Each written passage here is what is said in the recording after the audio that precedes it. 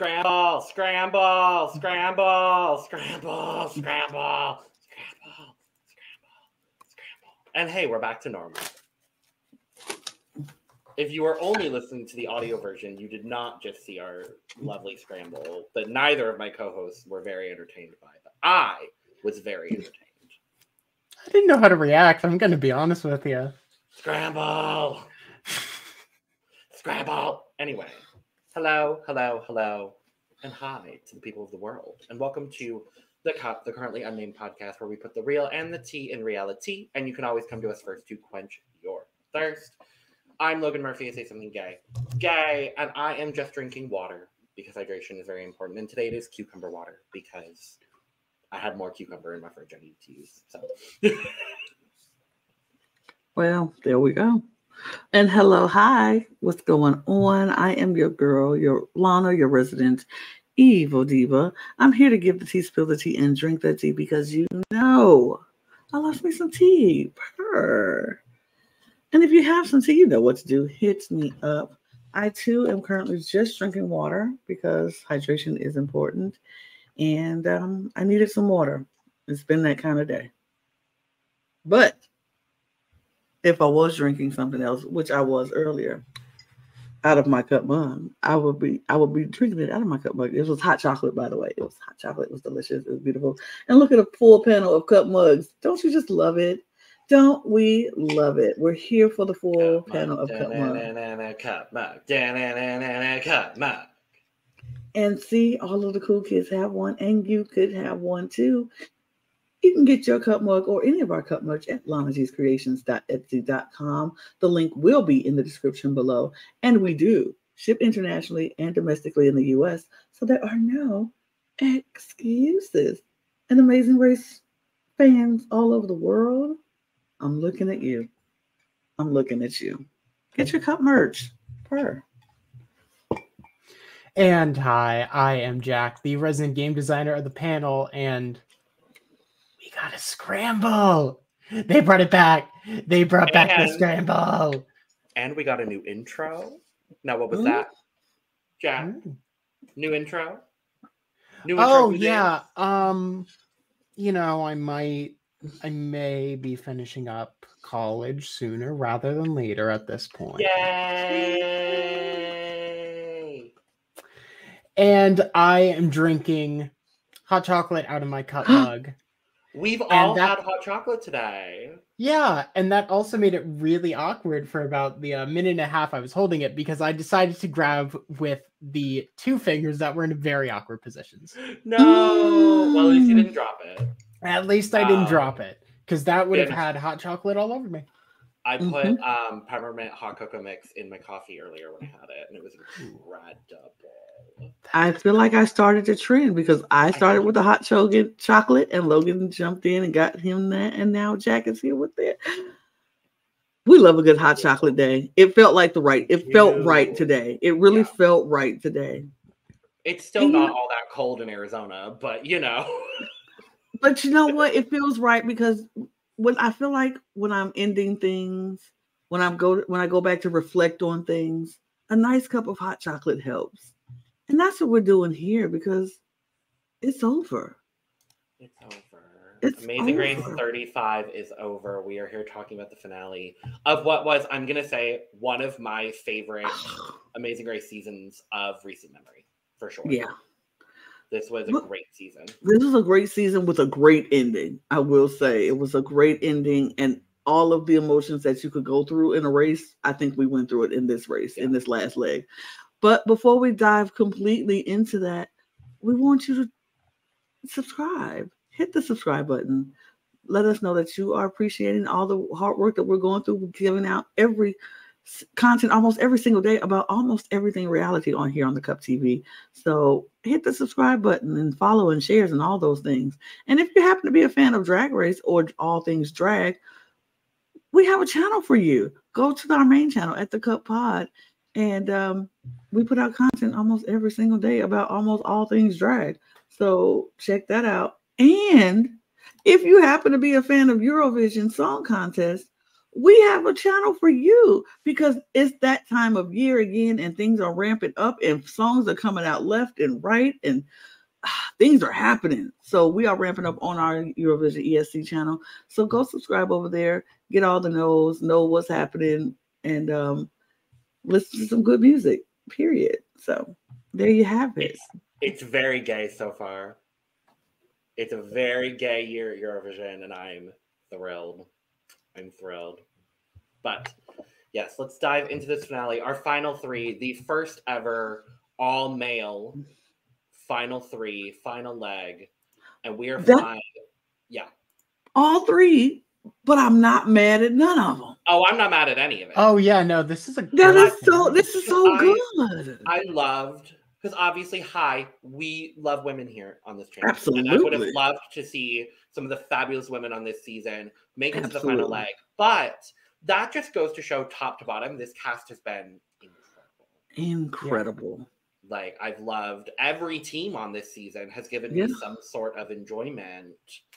And so I really do love all of them. And it's been a great season. But yes, our final three teams, we are flying back from Dublin, Ireland to the final location, which is Seattle for the most part. Pretty much Seattle. It's close. Washington. 80% Seattle. Washington is close enough. Yeah. Seattle adjacent. Seattle and most likely suburbs surrounding the city of Seattle, Washington. But we fly back. We are in Seattle. And of course, the first place we're headed to in Seattle, is the Space Needle. You can. You have to. And of course, to start the final leg, what are we doing? Walking on the Space Needle. And just to be clear, not like on the observation deck. No, literally on top of it, above where people can normally go. On the roof. On the roof. Of the Space Needle. Around the rim of the Space Needle. The Space Needle. Woo! No, thank you. Fun. No, thank you. No, thank you. I would have had a panic attack. I really would have had a panic attack. Not that I need to ever do that, but if I did it, I'd be like, okay. I will say though, I would rather do that than bungee jump. Yes, that's absolutely, valid. Absolutely. Yeah. Like, it's staying high up versus going high up to very low, very quick. Very, very high places.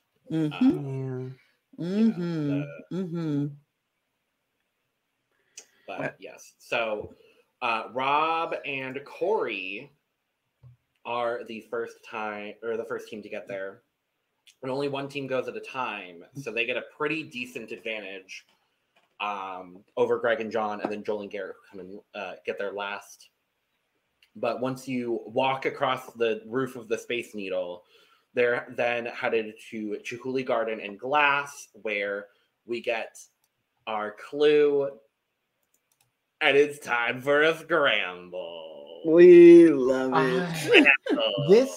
This is a really, really good way to do a final leg. Yes. I think this is the way I want the final leg to go moving forward. Yes. It's easy. It forces teams to plan their own routes. Yeah. It doesn't give you ideas on where other teams are. You can show more of the area easily. It's just perfect. And I think they realized with the 90 minutes that they could do this. And this was I honestly want to say one of the best, if not the best finale we've seen in a long time. I would agree. I would agree with that. I would agree with that wholeheartedly. Yeah. So our 3 scramble tasks are grunge, where teams have to be a roadie for a grunge band and set up their whole staging performance for a mic check situation. In grab, they have to become trapeze artists and complete a grab on the trapeze, which is terrifying but fun. And then in glass, they are becoming glass blowers and creating a little glass situation. Which task would we have enjoyed the most, do we think? I think it's going to be grab. Okay. For me, it would have been the instrument one, the roadie, being the roadie. Grunge, because I know about instruments and I know how to put together instruments and stuff. Like, they wouldn't have confused. I probably would have got a little confused with the thing that was supposed to flip upside down, because I'm like, where is that? But then, as most teams did. But once I saw it, I'm like, okay. Yeah. But what wouldn't have gotten me was, you got to plug all this stuff up. I would have known that, like, right away. They can't play without getting everything plugged in. So it requires electricity to actually work these things, maybe. Because it's a keyboard. What? And an electric guitar. And a microphone. And a microphone with... Oh my God. It needs electricity running through this. But I think my artistic ass would have really loved the glass blowing. That's something I've wanted to do for a while, so I think that would be so much fun to do. My curiosity, because I watched a show on Netflix about glass blowing because I love it so much, and I think it's such a good art form. Like, the curiosity in me would have been like, oh, I wonder if I can do it. My art and my lack of being able to do arts and crafts would have hated it, because I would have got so frustrated if I couldn't do it right away. Like, I would be like, I can't do it. It's stupid. I would have been breaking glass all over the place. It would have been not good. So I probably would have gotten very frustrated with doing it, but I think I would have enjoyed the process as a whole. And we see two different approaches being done by our three teams. We've got Rob and Corey, who get out of there first. They decide to go to grab because the other two tasks are very close by to each other. And Joel and Garrett and Greg and John decide to start with the closest task to where they were at that moment, which is glass. So we get to see Greg and John and Joel and Garrett doing the glass task, while we see Corey and Rob having a bit of a struggle with the grab. Corey nails it on the first try. Rob, it takes a couple of tries for him. Rob struggles the most with this out of anyone. I think it ends up being around 10, which is double, if I'm remembering correctly, what the second slowest person to do it was. If not, it's still like 3 over. I think something like that, yeah. And I mean, it makes sense. In order to do it, you have to swing, put your knees behind your head, which, in case you're wondering, is a really good party trick, apparently. And then only gripping with your knees, stick your hands out, and the instructor will catch you. Yep. This sounded like so much fun. Ooh. Just like, it's 20 feet off the ground, maybe. It didn't seem that bad, and this just, I don't know. This is something that you would pay like $200, $300 to take for like a day class. So getting to do this for free was kind of awesome. I mean, my core strength, my lack of core strength would have had me struggling like Rob. I would have been like, oh, absolutely not. Like, I would have just been hanging like dead weight. Like, I can't. Oh no, and then fail. Like, so I don't have upper body strength, not too much, and my core strength is trash. And trying to lift my legs up to grab, no, no, thank you. We would have still been there. Oh, absolutely. Absolutely. I would still be there right now. So right now. On my 412th try, just nope. Phil Kogan would have came to that set and been like, Lana, it's over. It's over. I'm like, no, but I can get it, Phil. I can do it. Let me do it. No, it's over. And I think it was really interesting because we saw throughout all of this scramble, every team kind of had their hiccup to an extent. Two of the teams, it was on the grab task. But while Corey and Rob are struggling with the grab, Joel and Garrett get out of the glass blowing first. They're able to tackle it a little bit faster than Greg and John.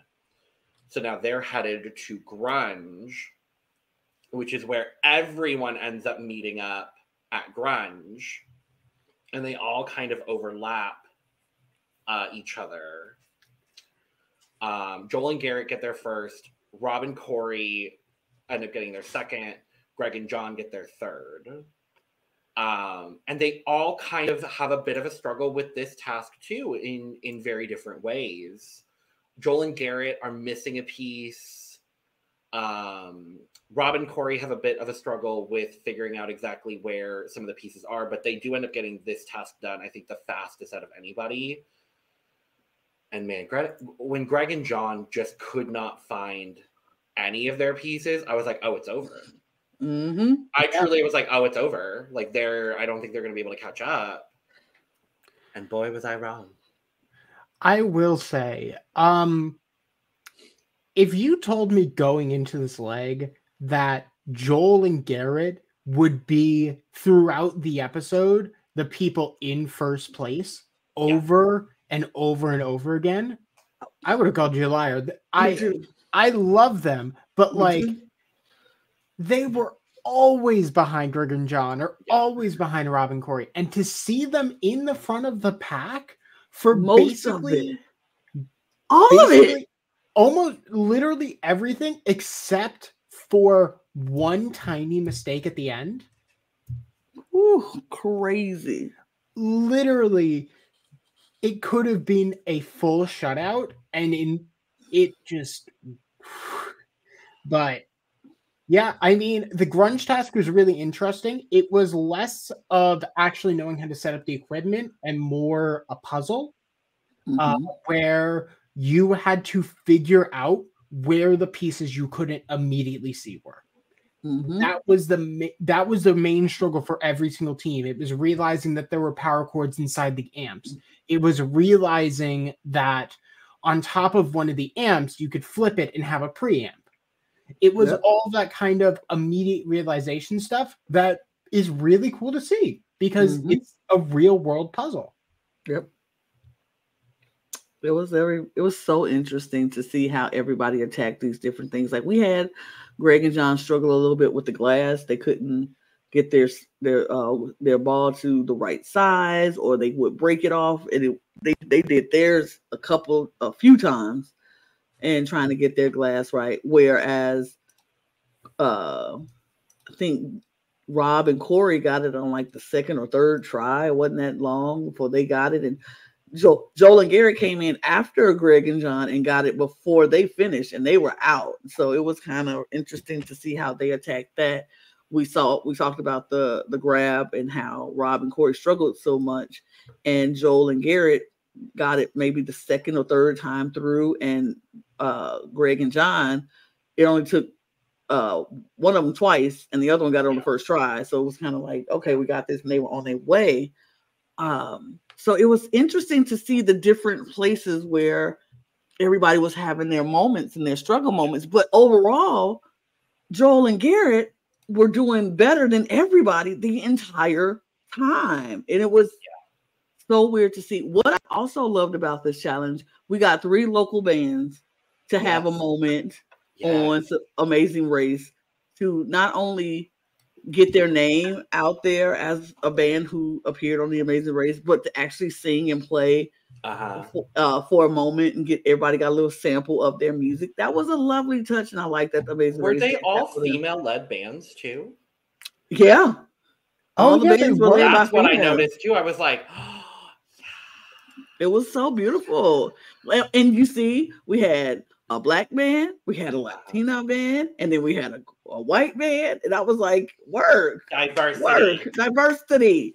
Amazing Race is always top tier when it comes to always diversity. amazing when it comes They to always diversity. top tier. They are very top tier. They always have the diversity quotas that they do, and it was beautiful. And I love seeing a black rock band. I'm just saying because we don't see that. They were often. great. So it was great. They were All great. of them were great. Everybody was good. Everybody had their thing, and they had their moment, and they took it, and I love it for them. It was great. I do love when it was just Rob and Corey and Greg and John at the grunge task, and they're both struggling to find their pieces, and it's like a similar struggle with like lifting up the amp, flipping the thing, and then getting the chords out of the amp itself.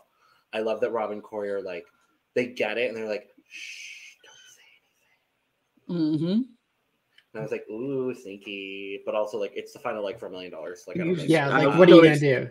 It's like they found the major secret of this puzzle, and they're like, we're not gonna tell them. Yeah. Why would we do that? Because they can outrun us. Absolutely not. No. Yeah. You don't tell them. So everybody makes it out. Oh yeah, go ahead. Sorry. I will also say the checkers specifically for grunge, interesting in the fact that I've never seen someone at one of these tasks I've actively wanted to sock in the face. He was like, yeah, no, this is wrong. You get it done. Like, come on now.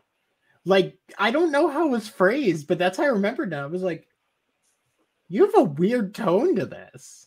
I think it was probably like acting. It probably was acting. Probably. I mean, he was acting like any like leader, like band manager. Like, come on, do it. This is your job. Do it. Get it done. Like, no, you're wrong. Do it. I get it, but yeah, I get what you're saying too.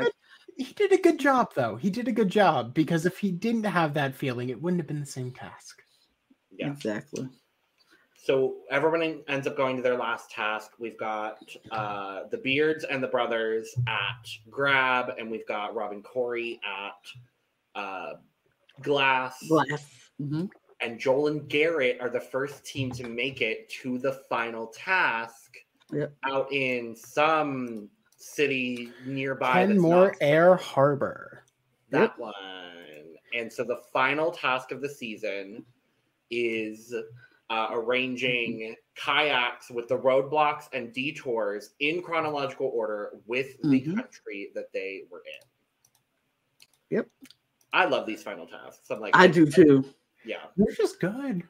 The final tasks are always like the equalizer for me because even if you are ahead, if you don't know these things, if you haven't studied and made sure you know your memory's great, you could fall behind and somebody can come and catch you, which is what we saw in this leg.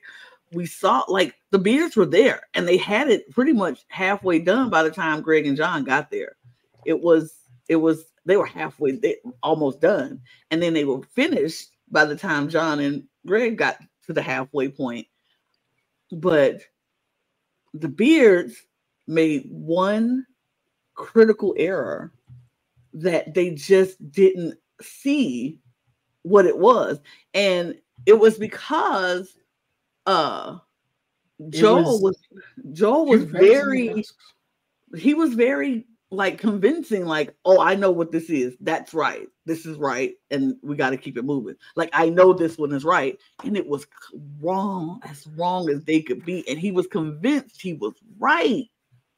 And that turns out to be a very crucial error in his part. Because John has a memory of an elephant. John has remembered everything. Go ahead, Jack. Yeah, I mean, this is where their notepad should have come in handy, and we didn't see it once. Like, what happened to the notepad? I don't think you can bring it out and just I don't think you can use it.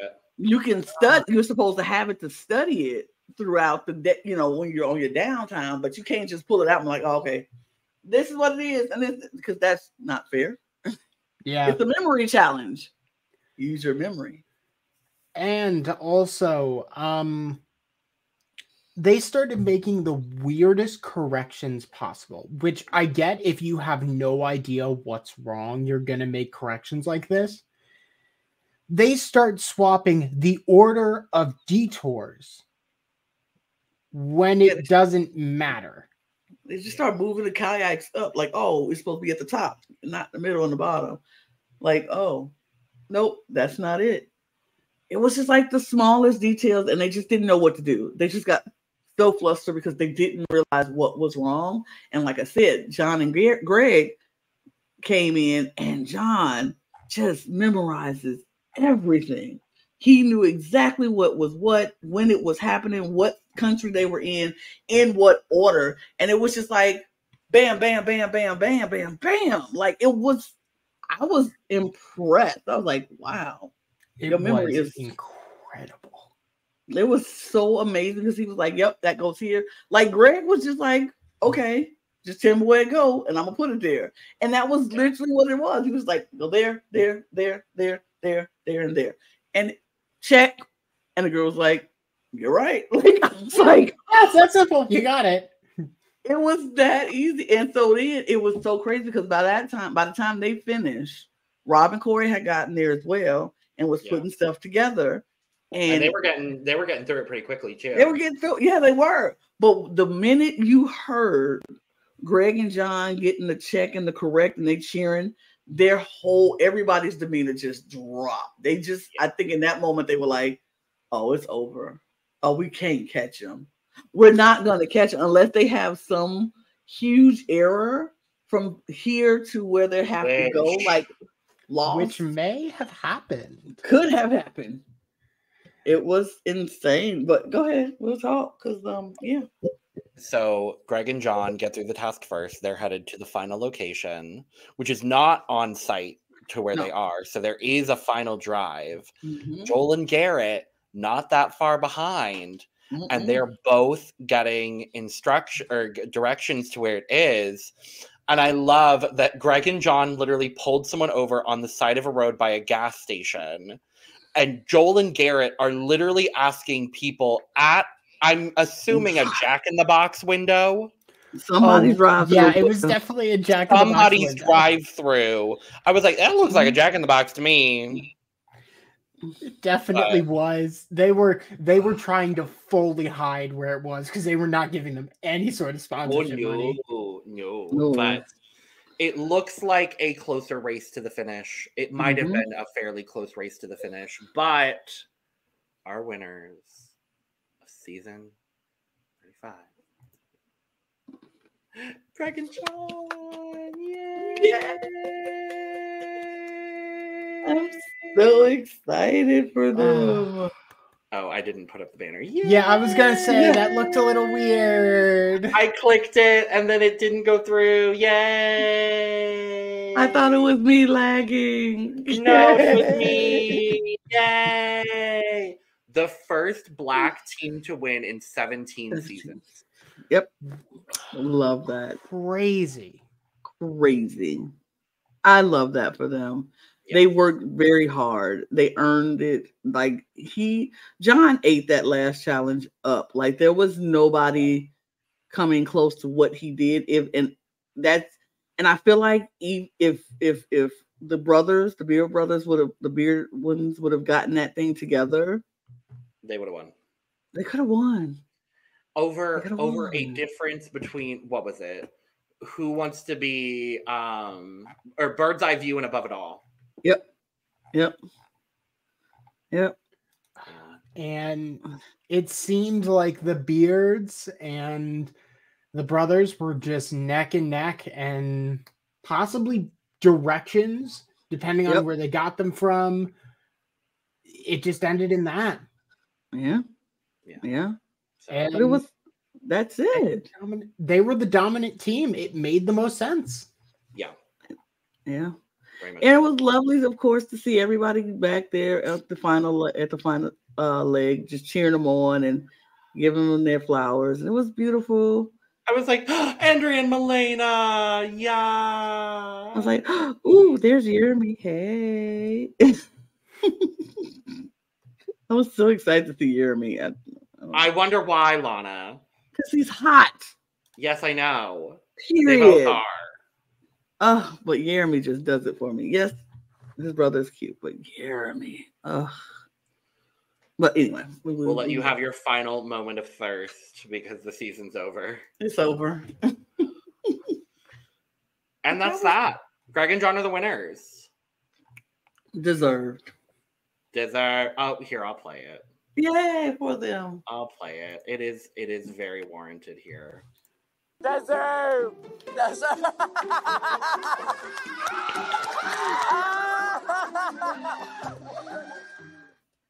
They're deserved. It was great. Deserved. It was a great season. Phenomenal.